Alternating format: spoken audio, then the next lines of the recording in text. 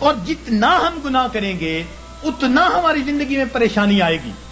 یہ اللہ والے جو گناہوں سے اپنے آپ کو بچا لیتے ہیں اللہ تعالیٰ ان کی زندگی کو سکون عطا فرما دیتا ہے. یاد رکھیے گناہوں کو چھوڑ کر بندے کو ایسے سکون ملتا ہے جیسے کہ بچے کو ماں کی گود میں آ کر سکون مل جایا کرتا ہے. تو گناہوں کو چھوڑ دیجیے. اور گناہ بھی کیا؟ علم اور ارادے سے گناہ کرنا. اللہ تعالیٰ اس کو بہت ناپسند فرماتے ہیں. علم اور ارادے سے گناہ کرنا. بے دھیانی میں گناہ ہو جائے جلدی معاف ہو جاتا ہے. بے علمی میں گناہ کر بیٹھے جلدی معاف ہو گیا. جب انسان اپنے علم اور اپنے ارادے سے سوچ سمجھ کر گناہ کر رہا ہوتا ہے پھر اللہ رب العزت کی ناراضگی آتی ہے.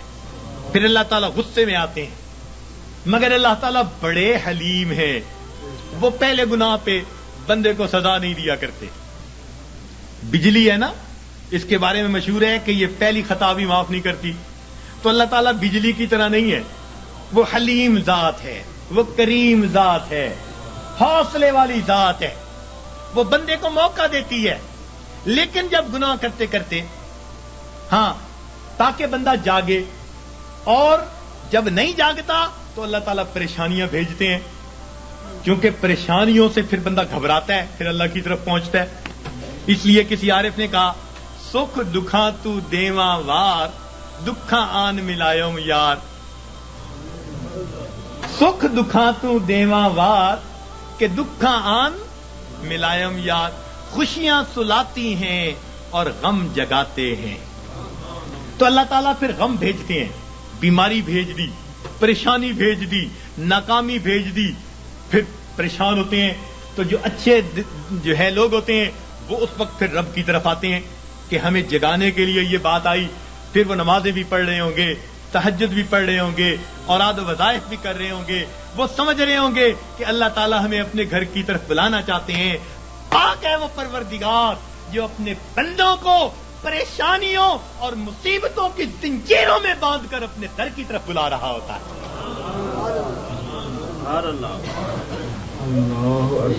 تو یہ کس لیے آتے ہیں؟ بندے کو جگانے کے لیے. مگر ہم جاگنے کی بجائے اور گناہ کر رہے ہوتے ہیں. کاروبار خراب ہوا بددیانتی کی وجہ سے، اب اس کا حل نکالا بینک سے سود کے پیسے لے لو. یعنی علاج وہ تجویز کیا جو پہلے سے بھی زیادہ بندے کو پریشان کرنے والا. تو موٹا اصول یہ ہے کہ اللہ رب العزت کی نافرمانی سے انسان کی زندگی میں پریشانیاں آتی ہیں، مصیبتیں آتی ہیں، ذلتیں آتی ہیں، رسوائیاں آتی ہیں، ناکامیاں آتی ہیں، اور ان کو چھوڑ کر انسان کو دنیا اور آخرت کی سرخروئی نصیب ہو جاتی ہے. تو ہم گناہوں کو چھوڑیں. پروردگار عالم نے ارشاد فرمایا وَذَرُوا ظَاهِرَ الْإِثْمِ وَبَاطِنَا. تم چھوڑ دو وہ گناہ جو ظاہر میں کرتے ہو یا تم چھپ کر کرتے ہو. یہ گناہ چھوڑنے پڑیں گے. اور انسان گناہوں کی جان نہیں چھوڑتا، مصیبتیں اس کی جان نہیں چھوڑتی. اختیار ہمارا ہے. اور یاد رکھیے کہ جو بندہ اپنے علم اور ارادے سے گناہ کو کرنا چھوڑ دیتا ہے، جو بندہ اپنے علم اور ارادے سے گناہ کو کرنا چھوڑ دیتا ہے، پروردگار عالم اس بندے کی دعاؤں کو رد کرنا چھوڑ دیتا ہے. پکی بات ہے. وہ بندہ مستجاب الدعوات بن جاتا ہے.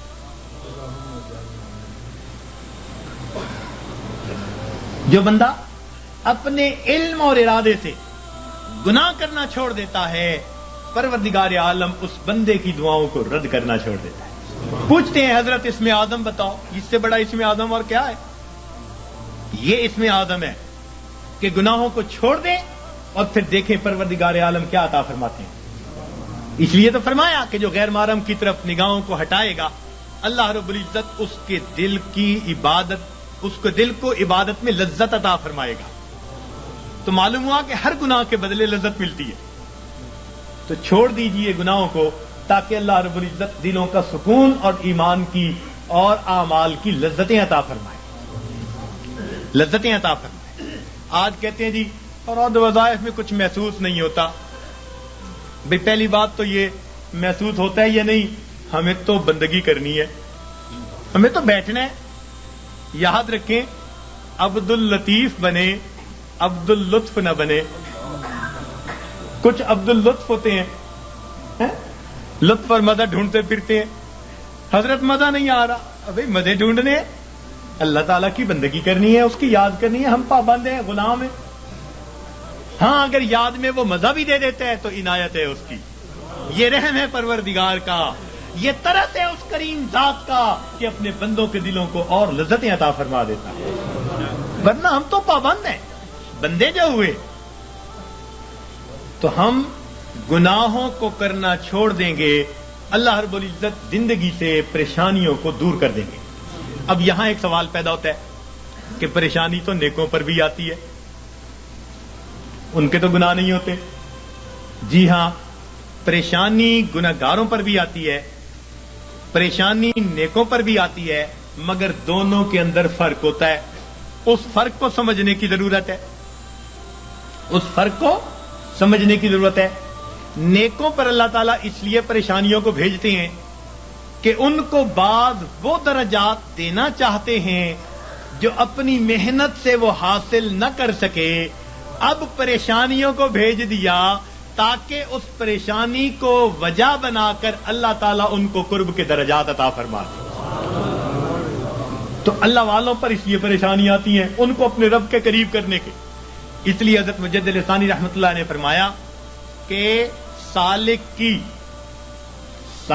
کی قبض کی کیفیت میں جتنی ترقی ہوتی ہے صاحب کی حالت میں اتنی ترقی نہیں ہوا کرتی. قبض کی حالت کہتے ہیں جب کیفیات سلب ہو، دل نہ لگ رہا ہو، اور اس وقت بھی انسان اللہ کے در پر لگا ہوا ہو عبادات میں، تو اس وقت بڑی ترقی ہوتی ہے اس کی. تو یہ اس لیے کہا کہ تم دیے باد مخالف سے نہ گھبرا اے عقاب، یہ تو چلتی ہے تجھے اونچا اڑانے کے لیے. تو اللہ والوں کے لیے آتی ہیں اونچا، ان کو اونچا اڑانے کے لیے. اور یاد رکھنا کہ اللہ والوں پہ پریشانیاں آتی تو ہیں مگر ان پریشانیوں سے ان میں بے چینی نہیں آیا کرتی. جس کا رب سے تعلق ہے اس کا بے چینی سے تعلق نہیں ہے. یہ یاد رکھنا کہ اللہ والوں پہ یہ پریشانی آتی ہیں مگر ان پر بے چینی نہیں آتی. کبھی کسی اللہ والے کو بے چین نہیں دیکھیں گے، وہ پرسکون ہوں گے. پریشانیاں ہیں، خوف ہے، مصیبتیں ہیں، بیماریاں ہیں، مگر طبیعت پرسکون ہوگی. جیسے شیشے کے کمرے میں کوئی بیٹھا ہوا ہو اور باہر آندھی چل رہی ہو تو وہ جھکڑ دیکھ رہا ہے، آندھی دیکھ رہا ہے، ہوائیں دیکھ رہا ہے، درخت گرتے دیکھ رہا ہے، مگر اس کو محسوس بھی نہیں ہو رہا. اللہ والوں کا بالکل یہ حال ہوتا ہے کہ ان کو یہ پریشانیاں مصیبتیں نظر تو آ رہی ہوتی ہیں مگر یہ ان کے دل پر اثر انداز نہیں ہو رہی ہوتی. ان کا دل پرسکون ہوتا ہے. این مصیبتوں کے عالم میں بھی دل اپنے پروردگار سے لگا ہوا ہوتا ہے. چنانچہ ایک بزرگ تھے، اپنے گھر کے اندر کچھ تلاش کر رہے تھے، حالانکہ ان کے بیٹے کی شادی تھی. تو بیوی کہنے لگی جی بیٹے کے لیے دلہا بن رہا ہے، گھوڑے پہ چڑھنے لگا ہے، بارات جانے والی ہے، آپ کیا تلاش کرتے پھرتے ہیں؟ کہنے لگے میں کفن کے کپڑے تلاش کر رہا ہوں، چیزیں تلاش کر رہا ہوں. ان کا کس لیے؟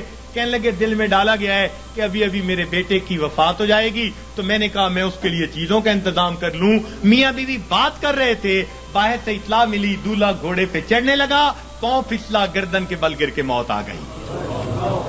یہ ہوتا ہے سب. دنیا دولہا بنا رہی ہے اور ان کے دل میں الہام ہوا موت آنی ہے تو گھر میں تیاریاں کر رہے ہیں. سر تسلیم خم ہے جو مزاج یار میں ہے، اپنے رب پہ راضی ہیں. سبحان اللہ.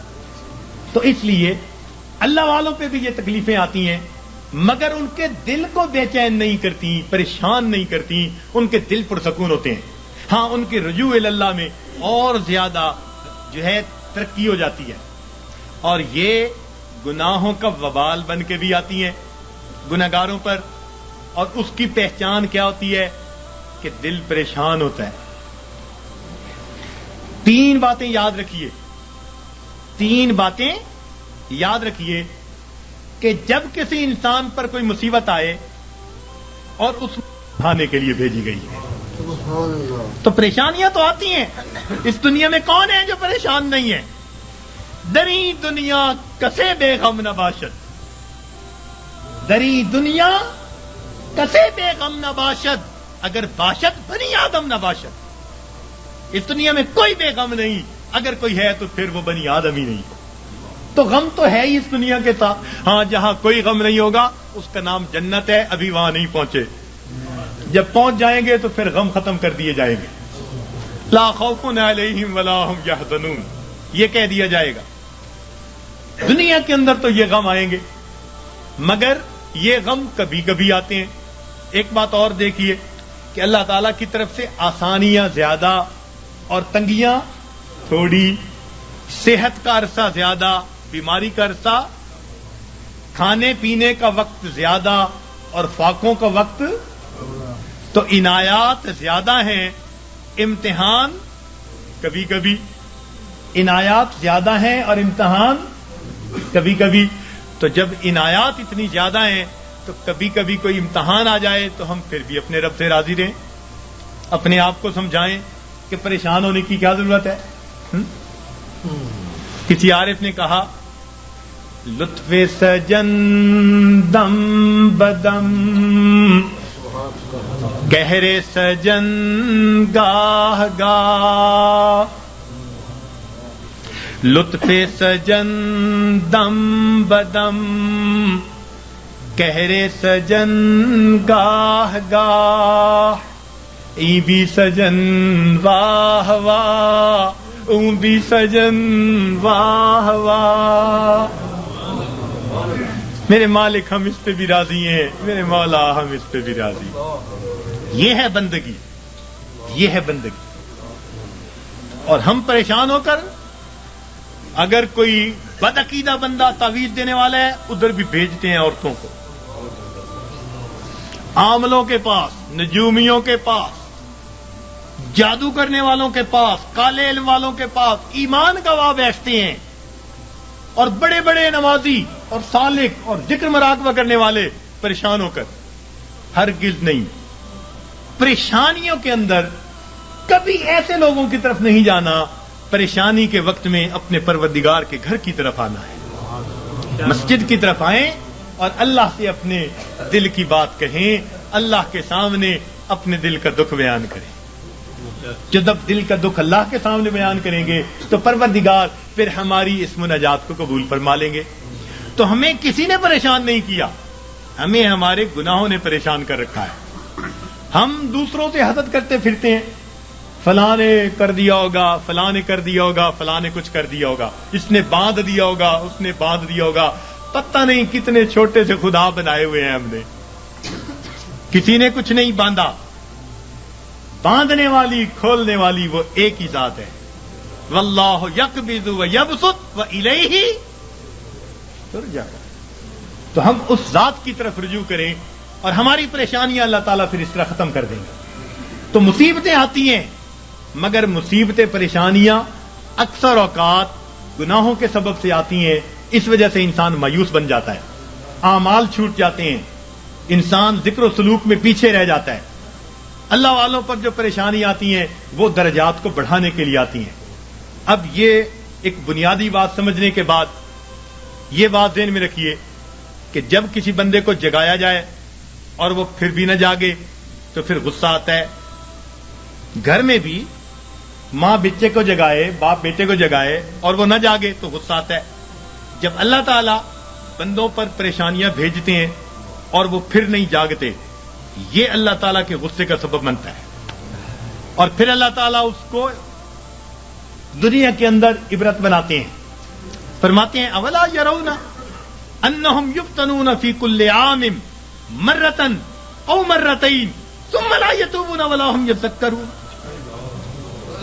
کیا یہ نہیں دیکھتے ہر سال میں ایک دفعہ یا دو دفعہ ان پر مصیبتیں بھیجی جاتی ہیں، پھر بھی توبہ نہیں کرتے، پھر بھی نصیحت نہیں حاصل کرتے۔ تو جب انسان جگانے کے باوجود نہیں جاگتا تو پھر اللہ تعالیٰ اپنے عذاب کا کوڑا بھیجتے ہیں۔ جب انسان گناہوں میں گھر جاتا ہے پھر اللہ تعالیٰ اس پر ہاتھ ڈالتے ہیں، پھر اس کو جہنم کی آگ میں بھیجتے ہیں۔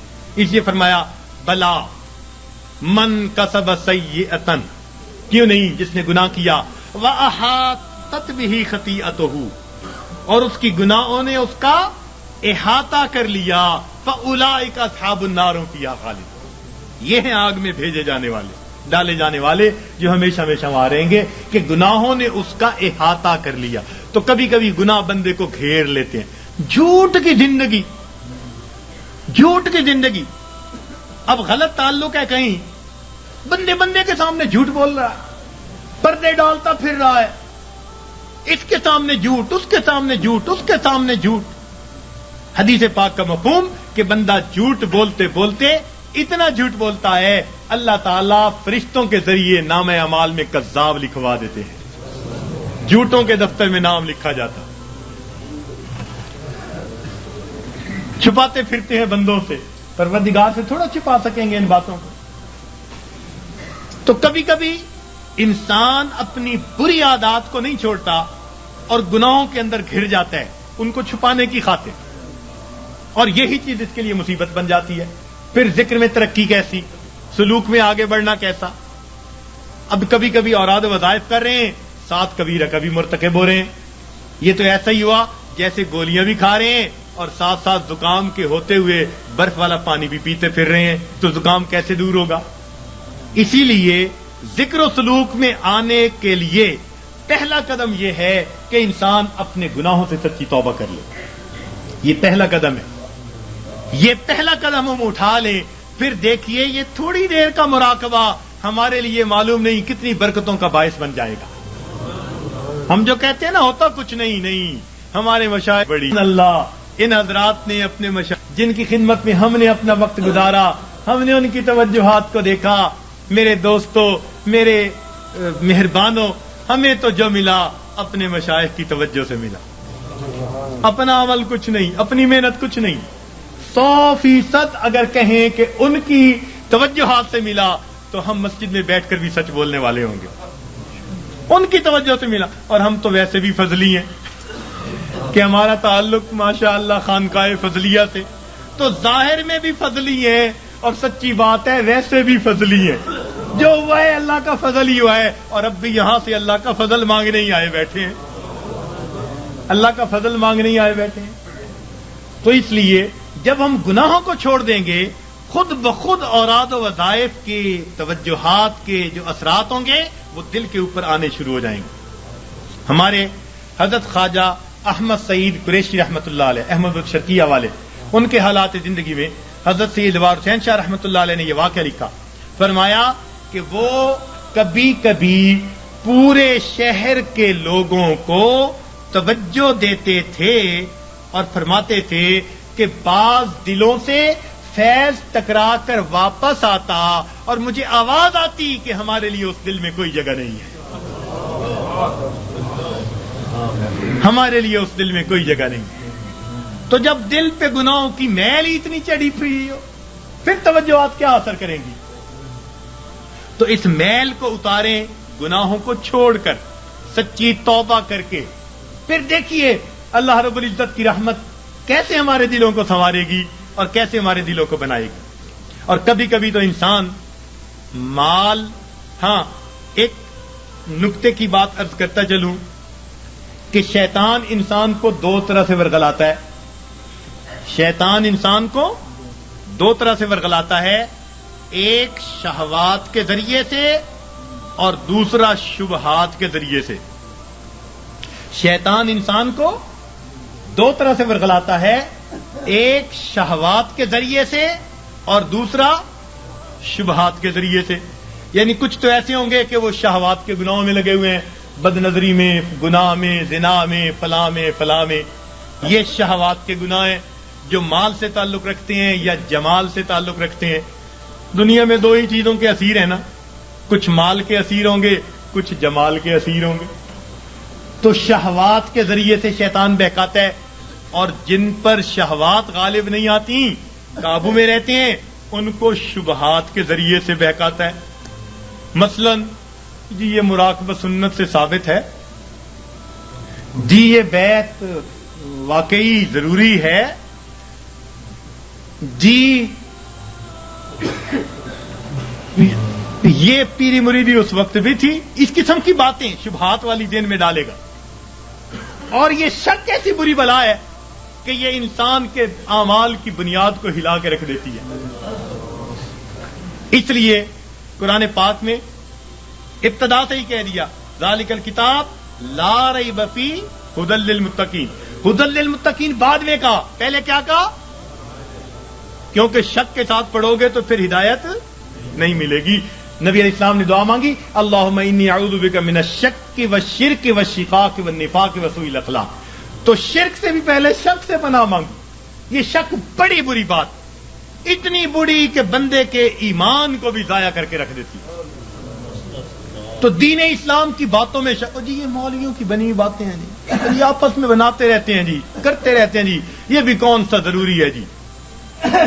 شک ہو گیا، ہماری جی کہاں ہماری سنتا جی، مانگ مانگ کے جی عمر گزر گئی، ہماری تو سنتا ہی نہیں. تو یہ شک کے ذریعے سے یا شبہات کے ذریعے سے یا شہوات کے ذریعے سے شیطان انسان کو بہکا دیا کرتا ہے. تو انسان پر مصیبتیں اللہ تعالیٰ بھیجتے ہیں، کبھی گناہوں کی وجہ سے تاکہ یہ باز آ جائے، اور کبھی اس کو اپنے قریب لانے کے لیے. اور اس کا ایک ہی حل ہے کہ ہم اپنے گناہوں کو چھوڑ کر اپنے پروردگار کی طرف قدم آگے بڑھائیں. اب شیطان مایوس کرتا ہے، کہتا ہے تو نہیں چھوڑ سکتا. بھئی ہم نہیں چھوڑ سکتے تو پروردگار تو چھڑوا سکتے ہیں نا. بھئی ہم اگر نہیں بچ سکتے تو پروردگار تو بچا سکتے ہیں نا. تو پروردگار عالم ہمیں بچا لیں گے جب ہم سچی توبہ کریں گے. حضرت اقدس تھانوی رحمۃ اللہ نے عجیب نکتہ لکھا ہے.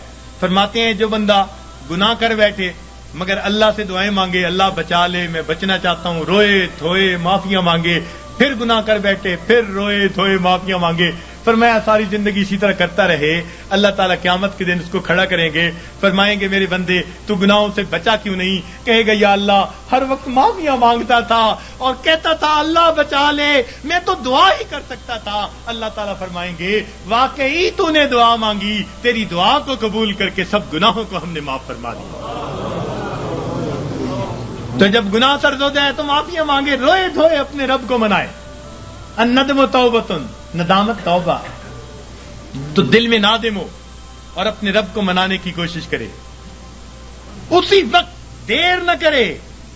گناہ کا سرزد ہو جانا یہ کوئی ایسی بڑی بات نہیں ہے. بڑے بڑوں سے بعض اوقات غلطیاں ہو جاتی ہیں، تو گر جانا برا نہیں، گر کر پڑے رہنا برا ہوا کرتا ہے. تو کبھی کوئی کوتاہی ہو جائے، کوئی غلطی سرزد ہو جائے تو بندہ فوراً اپنے رب سے سچے دل سے معافی مانگے اور اپنے آپ کو اللہ تعالیٰ کے پیش کرے اور کہ اللہ مجھے بچا لینا.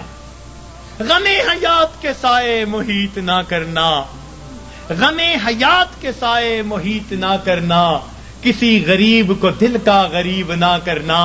میں امتحان کے قابل نہیں میرے مولا، میں امتحان کے قابل نہیں میرے مولا، مجھے گناہ کا موقع نصیب نہ کرنا.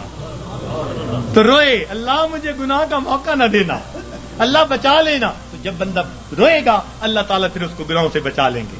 راوے بصریہ اللہ کی نیک بندی بڑی پیاری دعا مانگتی تھی، کہتی تھی اے اللہ جو آسمان کو زمین پر گرنے سے روکے ہوئے ہے اللہ شیطان کو مجھ پر مسلط ہونے سے روک دے. اے اللہ جو آسمان کو زمین پر گرنے سے روکے ہوئے ہے اللہ شیطان کو مجھ پر مسلط ہونے سے روک دے. تو جب ہم اس طرح اپنے آپ کو پیش کریں گے اللہ تعالیٰ گناہوں سے حفاظت فرما لیں گے، ہمیں معاف فرما دیں گے. تو ہم اللہ تعالیٰ سے گناہوں کی معافی مانگیں، پھر دیکھیے اللہ تعالیٰ کیسے مہربانی فرماتے ہیں. سچی توبہ کریں، پھر اس کے بعد تھوڑے معمولات بھی کریں گے تو ان کے اثرات ہم پر بہت زیادہ مرتب ہو جائیں گے. تو یہ آج کے اس وقت میں دلوں میں عہد کر لیجئے کہ اللہ ہم نے آج تک جو گناہ کیے ہم ان سے سچی معافی مانگتے ہیں اور آئندہ نیکوکاری پرہیزگاری کی زندگی کا دل میں عہد کرتے ہیں، ارادہ کرتے ہیں. پھر دیکھیے پروردگار اس پر کیا رحمت فرماتے ہیں. اور اللہ تعالیٰ سے راتوں کو اٹھ کر اپنے گناہوں کی معافی مانگیے، تنہائیوں میں معافی مانگیے. حضرت مفتی محمد شفیع رحمۃ اللہ علیہ نے ایک عجیب بات اپنی تفسیر میں لکھی ہے. فرماتے ہیں کہ قرآن پاک کی ایک آیت ہے من یعمل سوءا یجز بہ، جس بندے نے بھی گناہ کیا اس کو اس کا بدلہ ملے گا. تو فرماتے ہیں کہ اس میں استثناء کسی کا نہیں. من یعمل سوءا یجز بہ، پکی بات ہے، جس نے بھی گناہ کیا اس کو اس کا بدلہ ملے گا، سزا ملے گی. تو فرماتے ہیں کہ اس کا مطلب یہ ہوا کہ ہم جتنے گناہ کر چکے ہیں ہمیں ہر گناہ کے بدلے سزا ضرور ملنی ہے. فرماتے ہیں اب یہ سزا دو طرح کی ہے. سمجھنے والا نقطہ، اب یہ سزا دو طرح کی ہے. ایک تو یہ کہ ہم اس دنیا میں ندامت اور شرمندگی کی آگ میں جلیں، دل میں کڑھیں، اللہ غلطی کر بیٹھے معاف کر دے، یہ بھی آگ میں جلنا ہے. یہ بھی دل میں آگ لگی ہوئی ہے، اللہ معافی دے دے، اللہ پریشان ہوں، معافی مانگتا ہوں، توبہ کرتا ہوں. فرمایا یا تو یہ بندہ سچی توبہ کے ذریعے دنیا کی ندامت کی آگ میں اپنے آپ کو جلا لے، اگر نہیں تو قیامت کے دن اللہ جہنم کی آگ میں ضرور جلائیں گے. اب ہمارے لیے آسان راستہ یہی ہے کہ دنیا میں ہی معافی مانگے، ہر گناہ کے بدلے معافی. اللہ جو گناہ یاد ہیں ان کی بھی معافی، جو نہیں یاد ہم ان کی بھی معافی مانگتے ہیں. تو اللہ تعالیٰ سے اس کی معافی مانگے، پھر دیکھیے اللہ تعالیٰ کتنے خوش ہوتے ہیں. اور اللہ تعالیٰ تو رحمت کے وعدے فرماتے ہیں. حدیث پاک میں آتا ہے کہ جب شیطان نے بہکانے کے لیے قسمیں کھائیں اور کہا کہ اے اللہ میں تیرے بندوں کو بہکاؤں گا دائیں سے بائیں سے آگے سے پیچھے سے، ولا تجد اکثرهم شاکرین، اللہ یہ اکثر تیرے ناشکرے ہوں گے. تو اس وقت فرشتوں کو بڑی حیرت ہوئی، کہنے لگے اے اللہ اولاد آدم کے لیے تو مشکل بن گئی. پوچھا کیسے؟ اے اللہ یہ شیطان دائیں بائیں آگے پیچھے سے بہکائے گا اور بندوں کے لیے تو کوئی راستہ ہی نہیں بچا. اللہ تعالیٰ نے فرمایا کہ میرے فرشتوں یہ دو سمتوں کو بھول گیا، ایک نیچے کی سمت، ایک اوپر کی سمت. میرا گناہگار بندہ جب اپنے گناہوں پہ پریشان ہو کر میرے در پہ آئے گا اور میرے در پر آ کر ہاتھ پھیلا دے گا، چونکہ ہاتھ اوپر کی سمت کو اٹھیں گے، ابھی اس کے ہاتھ نیچے نہیں جائیں گے، میں اس کے گناہوں کو معاف فرما دوں گا. اور جب میرا بندہ اپنے گناہوں سے پریشان ہو کر اپنے سر کو سجدے میں ڈال دے گا، کیونکہ نیچے کی سمت سے شیطان اثر انداز نہیں ہو سکتا، میرا بندہ ابھی سر نہیں اٹھائے گا، میں اپنے بندے کے گناہوں کو معاف فرما دوں گا. تو شیطان نے ایک قسم کھائی تھی، فبعزتک، اللہ تیری عزت کی قسم میں تیرے بندوں کو بہکاؤں گا. اللہ تعالیٰ نے اس کے جواب میں فرمایا شیطان مردود تو قسمیں کھاتا ہے میرے بندوں کو بہکانے کے لیے، ورغلانے کے لیے. ذرا میری بات بھی سن لے کہ میرے بندے بتقاضائے بشریت گناہ کرتے رہیں گے اگر اپنی موت سے پہلے سچی معافی مانگیں گے. فبعزتی و جلالی، مجھے اپنی عزت کی قسم، مجھے اپنے جلال کی قسم، میں ان کی توبہ کو قبول کر لوں گا. تو شیطان نے بہکانے کے لیے ایک قسم کھائی تھی، رحمان نے معافی دینے کے لیے دو قسمیں کھائی ہوئی ہیں. سبحان اللہ. اس لیے اللہ تعالیٰ کی ہر صفت کا ایک نام ہے، لیکن رحمت کی صفت کے دو نام ہیں، رحمان اور رحیم. اور کوئی صفت ایسی نہیں جس کے دو نام ہو سوائے رحمت کی صفت. وہ تو اتنا کریم آقا ہے، وہ تو بخش کے خوش ہوتا ہے، وہ تو معاف کر کے خوش ہوا کرتا ہے. میں ایک مرتبہ بچیوں کو پردے میں درس دے رہا تھا، ایک جامعہ کی دور حدیث کی بچیاں تھیں. تو ان سے میں نے سوال پوچھا کہ بتاؤ دنیا میں سب سے آسان کام کیا ہے؟ ایک بچی نے جواب دیا کہ اپنی ماں کو منانا. میں نے پوچھا وہ کیسے؟ کہنے لگی جی کہ ہمارا یہ تجربہ ہے کہ ماں اگر اپنے بیٹے سے ناراض بھی ہونا تو بیٹی سے پوچھتی پھرتی ہے اس نے روٹی کھا لی، اس کا بستر تو نے بنا دیا، اس کے کپڑے تو نے ٹھیک کر دیے. اب اوپر سے ناراض پھر رہی ہے، مگر ماں کی مامتا اس کو مجبور کر رہی ہے، لہذا بیٹی سے پوچھتی پھرتی ہے، بیٹی کے ذریعے اس کو کھانا پہنچا رہی ہے. دل سے ناراض نہیں، خفا تھی، بچے نے ستایا مگر دل سے خفا نہیں، اس لیے پوچھتی بھی پھر رہی ہے کہ بچے کو سب چیزیں مل گئیں یا نہیں مل گئیں. تو وہ کہنے لگی کہ جب ماں کی مامتا کا یہ حال ہے تو ماں کو منانا بہت آسان ہوتا ہے.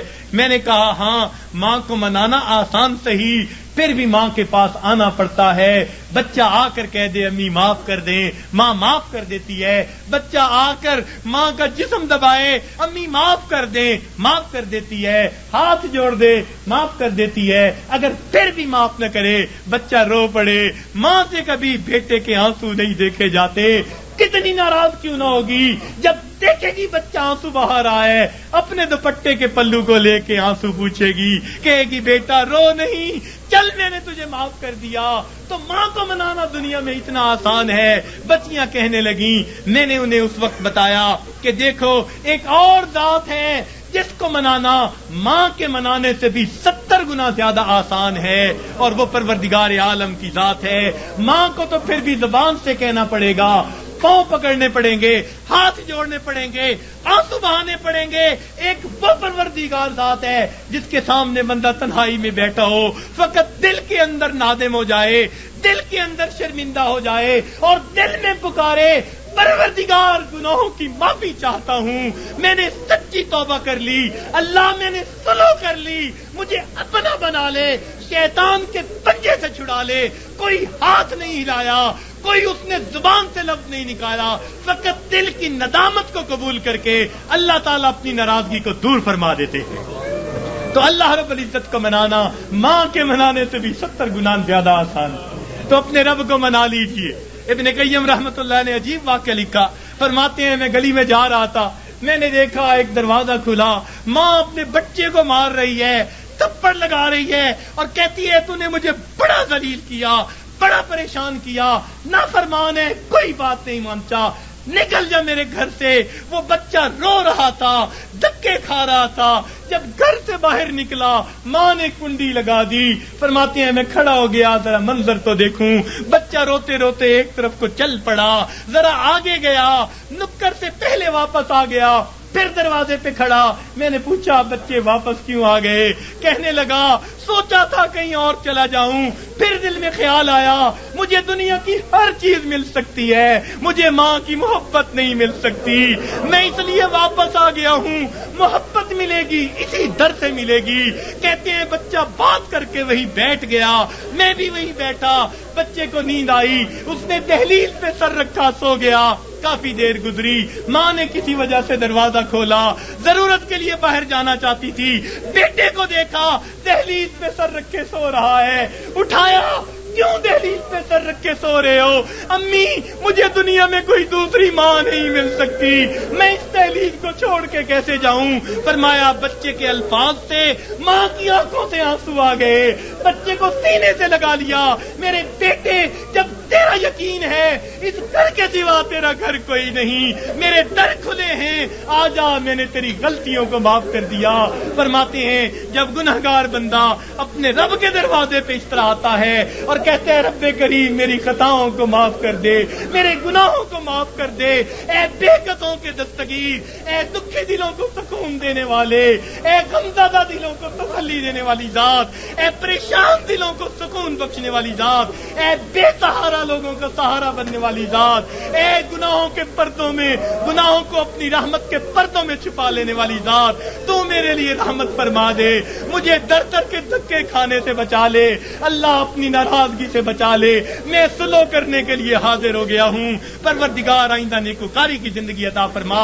تو جب بندہ اس طرح پیش کر دیتا ہے اللہ رب العزت اس بندے کی توبہ کو قبول کر لیتے ہیں۔ اللہ تعالی ہمیں سچی توبہ کرنے کی اور توبہ کر کے یہاں سے اٹھنے کی توفیق عطا فرما دے۔ وآخر دعوانا ان الحمد للہ رب العالمین۔